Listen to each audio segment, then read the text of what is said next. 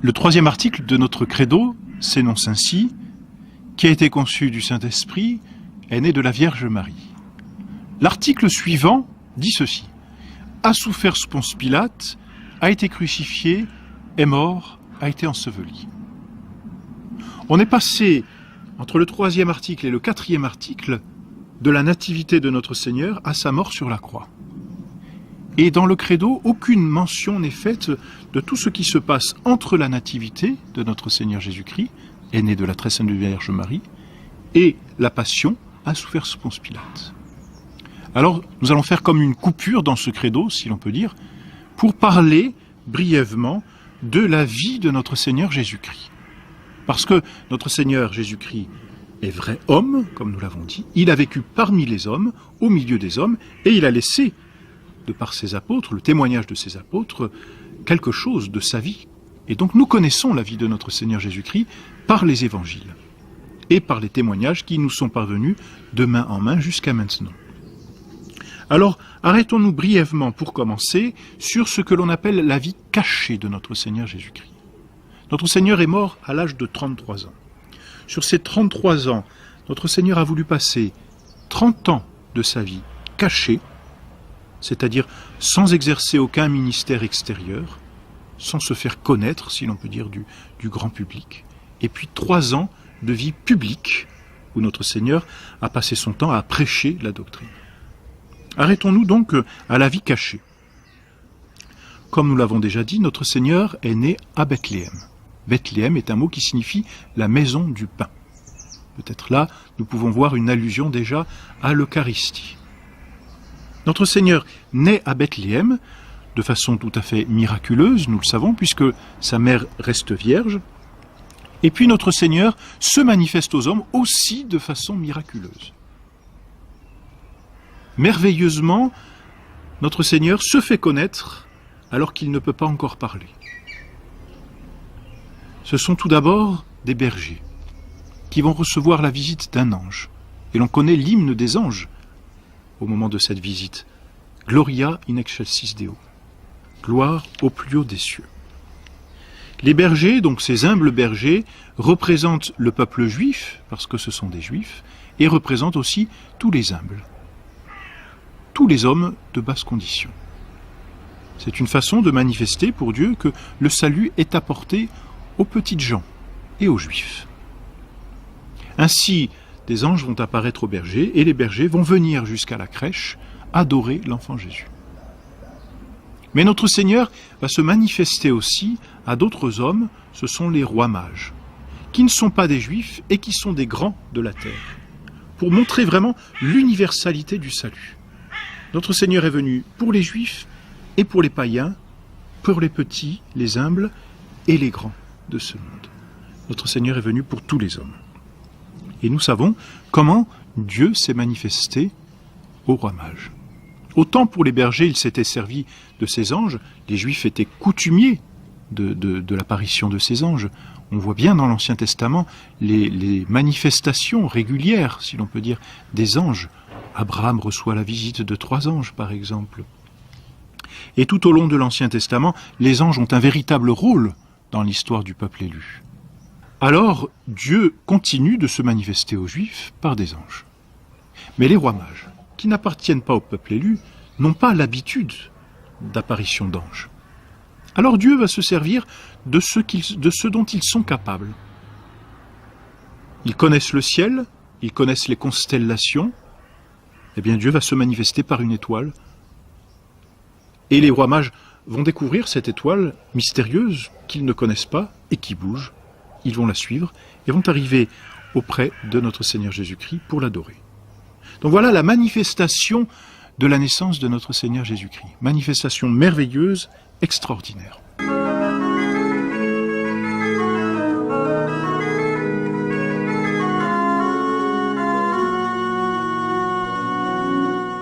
Notre Seigneur ensuite a voulu être soumis à la loi.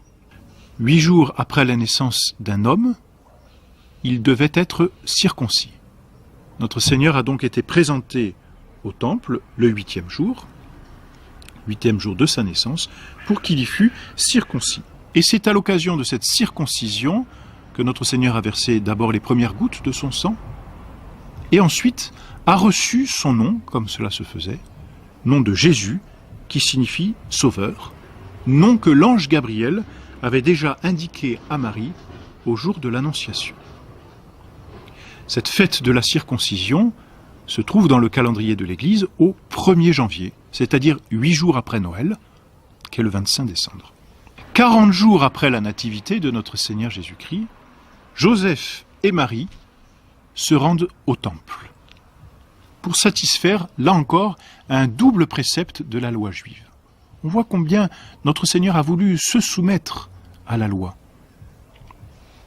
Marie devait offrir un sacrifice expiatoire en raison de sa maternité. C'est le sacrifice que l'on appelle de la purification. Et puis ensuite, elle devait, dans un deuxième temps, mais le même jour, présenter l'enfant Jésus, parce que tout premier-né mâle appartenait à Dieu. Donc elle devait amener son enfant au temple, son garçon, son petit garçon, et l'offrir à Dieu. C'est comme l'offertoire, si l'on peut dire, de toute la vie de notre Seigneur Jésus-Christ. Alors, à cette occasion, Marie et Joseph ont offert 2 colombes, l'une pour la purification, l'autre pour l'offrande et le rachat de Jésus. Et c'est en cette circonstance que l'on voit apparaître le vieillard Siméon. Le vieillard Siméon et la prophétesse Anne, que l'inspiration divine avait amené au temple. Et c'est là que le vieillard Siméon prédit à la très sainte Vierge qu'un glaive de douleur transpercera son cœur. Cette fête de la présentation de Jésus au temple et de la purification de la très sainte Vierge, donc double cérémonie en une journée, est célébrée dans l'Église le 2 février, qu'on appelle aussi le jour de la Chandeleur, puisque ce jour-là, on bénit des cierges, et ces cierges signifient que notre Seigneur est la lumière du monde, selon les paroles même du vieillard Siméon. Lumen ad revelationem gentium, lumière qui sera pour la révélation à tous les peuples. C'est le 2 février, 40 jours après le 25 décembre. C'est probablement peu de temps après cette purification de la très sainte Vierge et la présentation de Jésus au temple que les mages sont arrivés pour adorer l'enfant Jésus. Certes, la fête de l'adoration des mages, que l'on appelle l'épiphanie, est célébrée le 6 janvier dans l'Église universelle, mais il est difficile de dire, parce que l'Évangile ne précise rien, il est difficile de dire à quel moment exactement les mages sont venus adorer. Peu importe finalement de ce temps, nous savons certainement que les mages ont apporté 3 présents à l'enfant Jésus, et c'est pour cela bien souvent qu'on dit qu'ils étaient 3, mais probablement étaient-ils plus.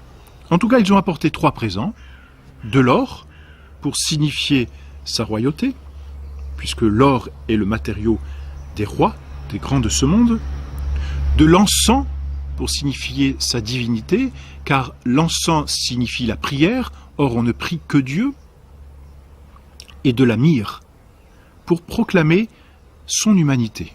Parce que la myrrhe est cette espèce de parfum, de baume, dont on embaumait justement les morts.